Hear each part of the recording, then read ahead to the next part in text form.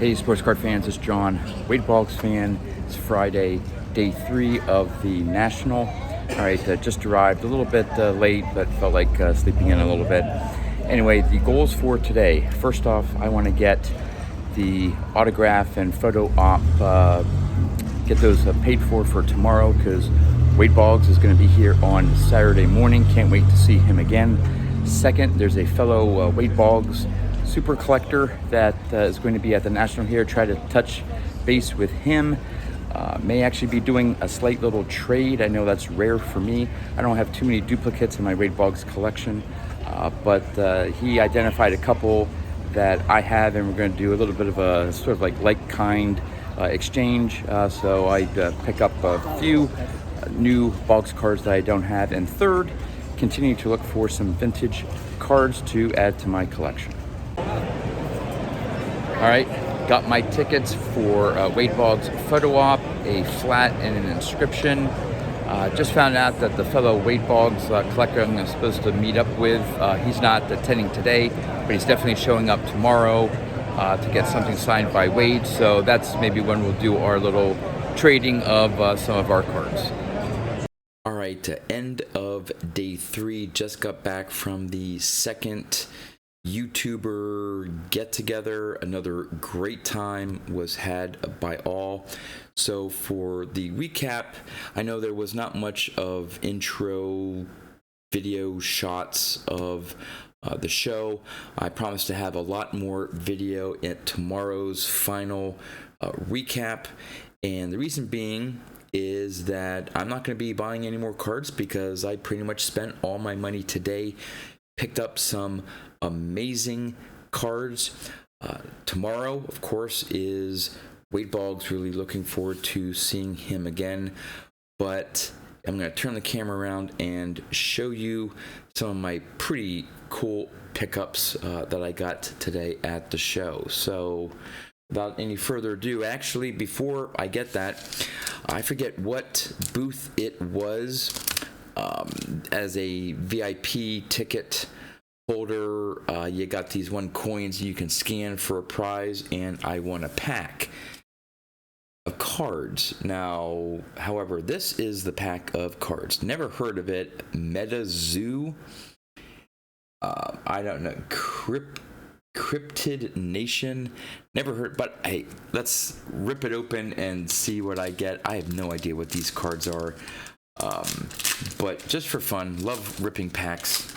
So let's get to it. So there's the back of them. Okay. Again, I have no idea what these are. Chances are there's probably nothing valuable. These are just like gaming cards. Anyway, if any of you know anything about these and want any of these, I'd be happy to send them to you. But yeah, this is one of the freebies I got at the show. Jersey Devil looks like a little bit of a foil card there. Oh, I don't know. And okay, there we go. Anyway, enough of that. Let's get to some baseball cards and vintage baseball cards. All right, I picked up 6 cards today. And again, before I show them off, I want to give a big thank you to Mike, baseball collector. He spent about an hour of his valuable time during the show walking around with me, helping me spend my money, which Mike does a great job doing. I did have certain cards picked out that I thought I was going to get. He walked around with me, helped me make some deals, gave me some different pointers, had a great time. So Mike, thank you so much. Again, I know you are a very busy person, so for you to take some of your time out of the show schedule and what you wanted to do to spend some time with me, really appreciate it. All right, so let's get into the pickups for day 3.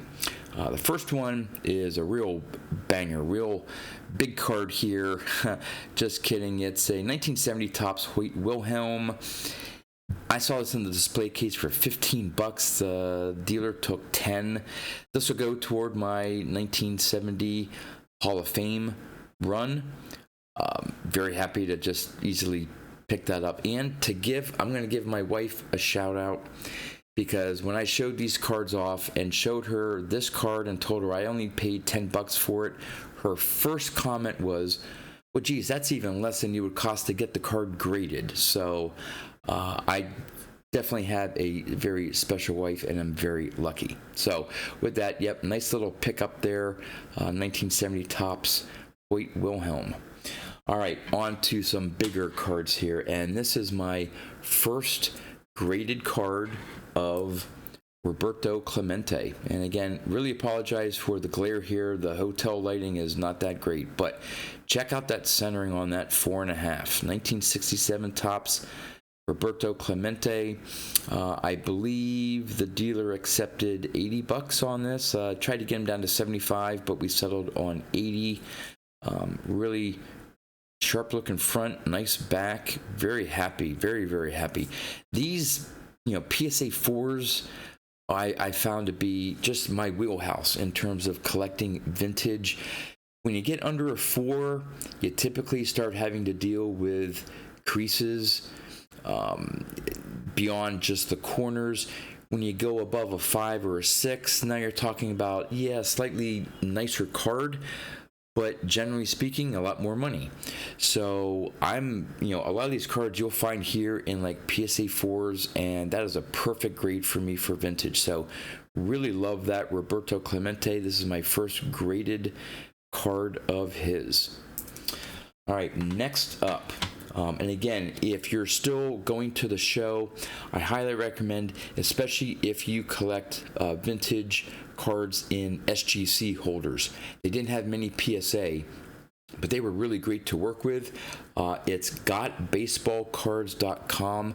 I believe you'll find them in the 500 to 600 section right in the middle. They have just a huge number of vintage cards. And again, if you're into that mid-grade, the 4, 5, 6s, even some 3s, they have a lot there as well. So, but I picked this one up, the 65 Steve Carlton rookie card in a PSA 4. They actually had a PSA 4 and a PSA 5, and to be honest with you, looking at the two, I really couldn't tell a difference between the two. If anything, this one here seemed to be a little bit better centered on the front. This is almost dead on. Corners may not be razor sharp, but they're really nice. The sticker here sort of blocks, but you can sort of see the border there, the little gap there between the sticker. It was enough to tell me that left to right is pretty centered as well. Sharp back as well. And if I'm not mistaken, they had the PSA 5 for $200, so I went with this one, and I think they gave me a deal of $145 for it. So really glad to pick up this Steve Carlton, and this is one of the cards on my 100 cards for $100,000 list. Next up, another card on my 100 card list, and Mike and I saw a lower grade example at a table, and he's like, hey, based on the price, hey John, why don't you go with this one here, you can save some money. And I said, Mike, I saw this PSA 4 copy and I just fell in love with it, so I wanted to try to make a deal. And this is the card in question, the 1969 Topps Johnny Bench second year card, rookie cup. Just, I love this card, and look at that centering for the 4. I don't mind the corners or maybe even some edge wear or whatever. Sharp looking card. So pleased to add this to my collection. I've been looking at 69 Topps benches, and almost all of them are either off center, mainly left to right. And this one is nearly perfect. This is a great example of a vintage card that fits my wheelhouse. PSA 4 tend to get a decent, price point in terms of a purchase price. And if I can find one centered like this, they wanted $200. I offered $150, tried to be pretty aggressive. At first they said they wouldn't go anything lower than, it was either $180 or $185 because of the well-centered copy that this is, but I believe I got them down to $175. So really happy, even just to save $25 on this. And check out the back, nice coloring, again well centered. The corners aren't perfect, and they're not going to be on a PSA 4, but so happy to add this one to my collection. All right, the last two. This was a package deal. This one table, I've been meaning to get this one rookie card for such a long time, since I really started building my vintage collection.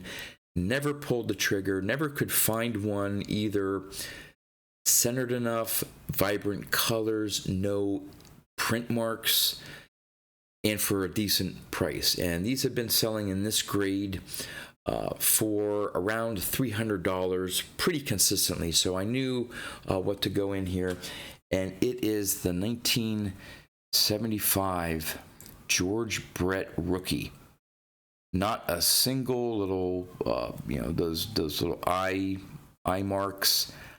Clean cut. The coloring here, the lighting here does not do this card justice. That purple is just such a deep purple in the green.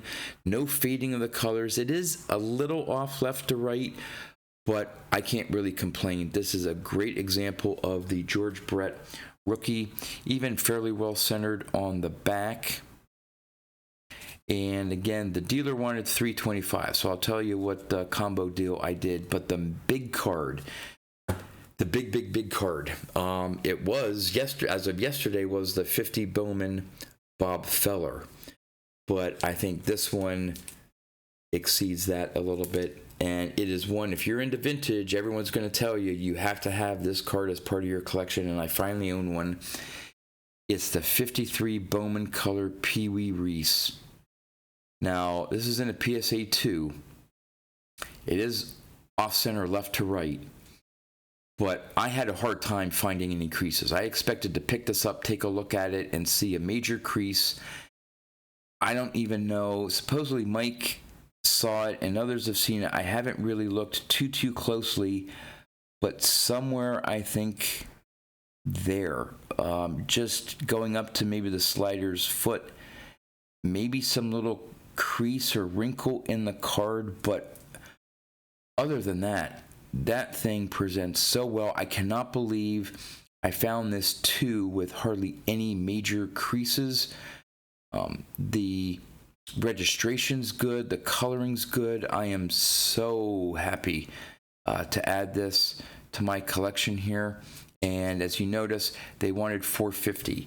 So the $450 here and the $325, I got the seller down to $700. So essentially I got this for $300, which is the going rate for a PSA nice, colored PSA 7 of the George Brett rookie, and I got this down to about $400.